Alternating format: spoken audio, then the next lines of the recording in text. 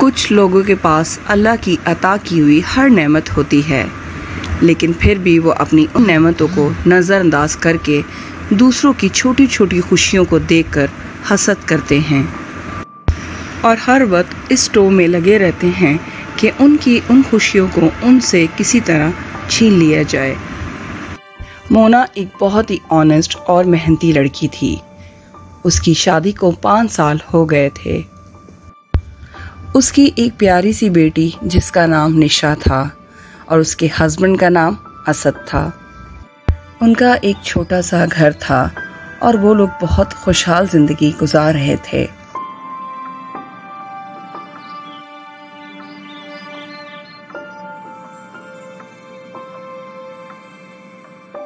मोना की छोटी छोटी सी ख्वाहिशें थी और वो उसी पे खुश हो जाया करती थी। अपने हस्बैंड और अपनी बेटी से बेपनाह मोहब्बत करती थी। मोना की 2 नंदें नादिया और सिला थीं। नादिया का मोना के घर बहुत ज़्यादा आना जाना था और उन दोनों की आपस में बहुत गहरी दोस्ती भी थी। और सुनाओ नादिया, कैसी हो? घर वाले कैसे हैं तुम्हारे? हाँ ठीक हूँ यार, बस वही सास ससुर और शौहर की चिक चिक सुन के जिंदगी गुजार रही हूँ। हाँ यार, ये तो जैसे जिंदगी का अब हिस्सा ही बन गया है। खैर, तुम कोई अच्छी सी मूवी लगाओ और एंजॉय करो। मैं ज़रा किचन में खाना बना लूँ, क्योंकि शाम को जावेद भाई भी तो आएंगे ना। ओके, मैं तुम्हारा कोई हाथ बटाऊं? नहीं नहीं, तुम मेरी गेस्ट हो, घर में भी तो काम करती हुई आई हो। अभी तुम रेस्ट करो। ओके। मोना ने सारा दिन काम करके अच्छा सा बेहतरीन खाना बनाया और जब शाम को नादिया के हस्बैंड जावेद भाई घर पे आने वाले थे तो मोना तैयार होके कमरे से निकली ही थी तो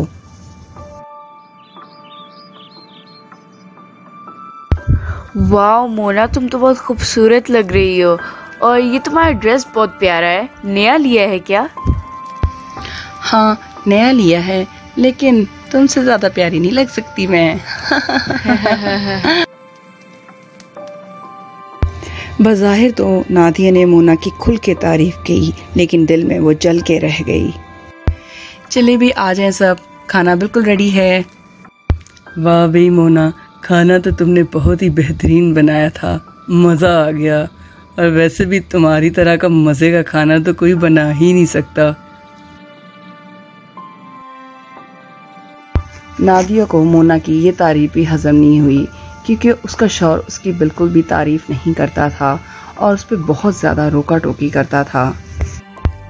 नादिया एक बहुत बड़े और ख़ूबसूरत घर में रहती थी और उसके पास दुनिया की हर नेमत मौजूद थी, लेकिन उसकी शौहर की बेजा रोका टोकी, सख्तियाँ और पाबंदियों की वजह से नादिया काफ़ी परेशान रहती थी।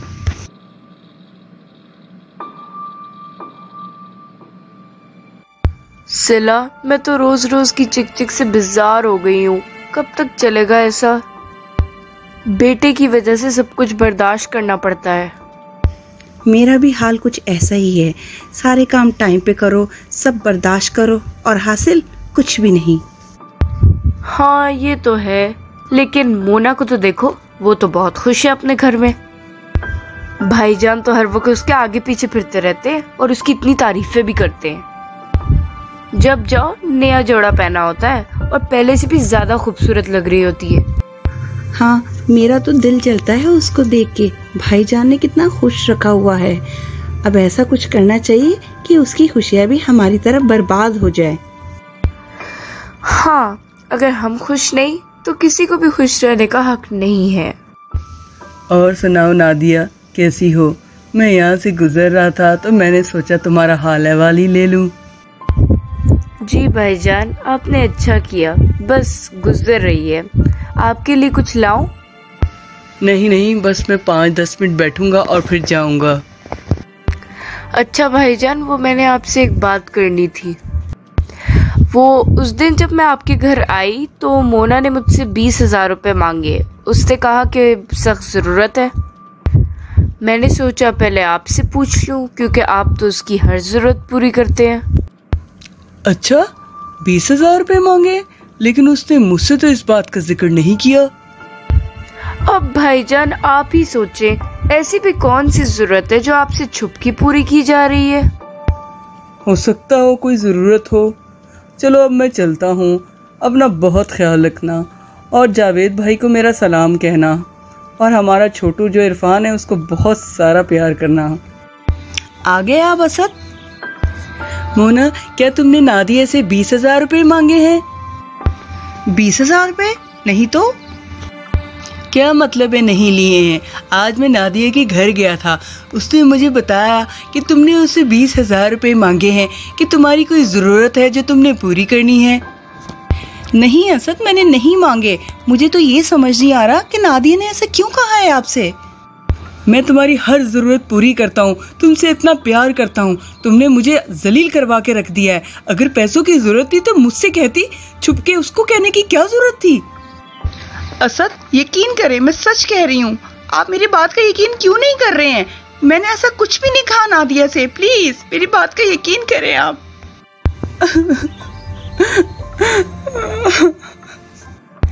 अच्छा, जो होना था वो तो अब हो गया, अब रोने की क्या जरूरत है, लेकिन आइंदा इस बात का बहुत ख्याल करना। अच्छा चलो अब जल्दी से रेडी हो जाओ, रात को वलीद की शादी पे भी तो जाना है।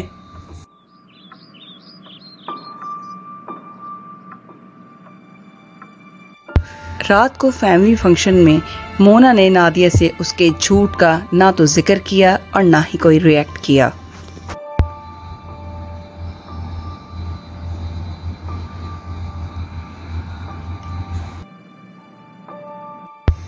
वाओ, वो तो देखो मोना कितनी प्यारी लग रही है।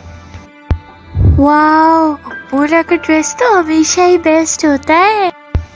मोना के चेहरे पे जो रौनक है ना, वो उसके शौहर की मोहब्बत है। कितनी शहजादियों की तरह उसने रखा हुआ है उसको। ये क्या सिला, ये तो हंसते खेलते हुए आ रहे हैं। मैंने तो पूरी कोशिश की थी कि आज रात इनकी लड़ाई हो और भाईजान अकेले ही आए। लगता है भाईजान ने जिक्र नहीं किया 20,000 का। किया भी होगा तो वो भला कब कुछ कहते हैं मोना को। हमारे भाईजान बीवी के गुलाम हैं। हेलो नादिया, हेलो जिला, कैसे हो भाई? बड़े प्यारे लग रहे हो तुम दोनों। हाँ, मैं तो बिल्कुल ठीक हूँ, और तुम और निशा भी बहुत प्यारे लग रहे हो।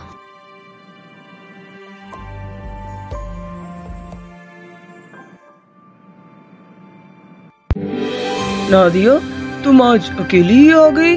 हालांकि मैंने तो जावेद भाई को भी इनवाइट किया था। क्या वो थोड़ी देर बाद आएंगे?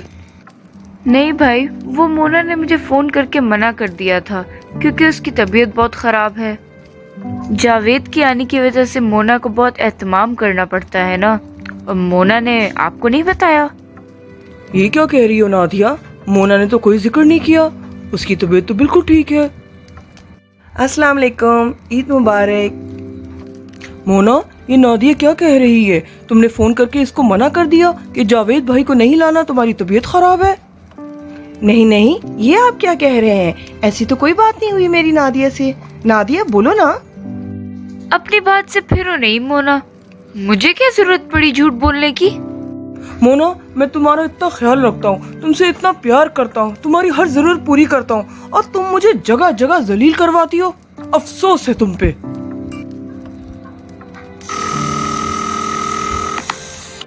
फोन बज रहा है, मैं सुन के आता हूँ। नादिया, ये तुमने बिल्कुल अच्छा नहीं किया। मैं जानती हूँ तुम्हारे घर में बहुत सारे प्रॉब्लम्स हैं, इसका मतलब ये नहीं कि तुम मेरे घर में भी प्रॉब्लम्स क्रिएट करो। तुम क्या समझती हो कि भाई हमेशा तुम्हारी बात पे यकीन करेंगे? हाँ, ठीक कह रही हो नादिया, मुझे मोना की ही बात पे यकीन करना चाहिए था। तुमने इतना बड़ा झूठ बोला। अभी अभी जावेद भाई का फोन अटेंड करके आ रहा हूँ, उन्होंने तो ऐसी कोई बात नहीं की, वो तो आ रहे हैं। तुमने ये भी नहीं सोचा कि आज ईद का दिन है और हमारे घर का माहौल खराब करके रख दिया। इसका मतलब तुमने उस दिन जो 20,000 की बात की थी वो भी तुमने झूठ बोली थी। अफसोस हो रहा है मुझे बहुत। निकलो यहाँ से मेरे घर से।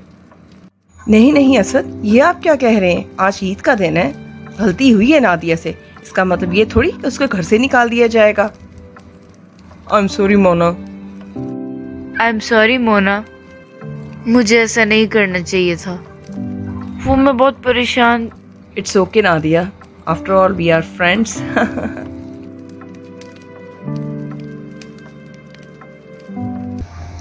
जिंदगी में कुछ रिश्ते ऐसे होते हैं जिनसे कभी भी अच्छे की उम्मीद नहीं रखी जा सकती।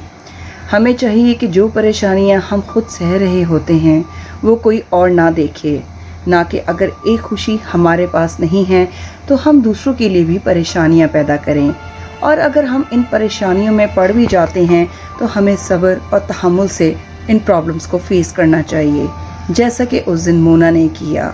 अगर वो बात को तूल देती तो लड़ाई बढ़ जाती, क्योंकि हमारे अल्लाह ने जिसको जो नेमत अता कर दी है वो कोई छीन नहीं सकता, और जिसको जो नहीं दी है वो कोई दे नहीं सकता।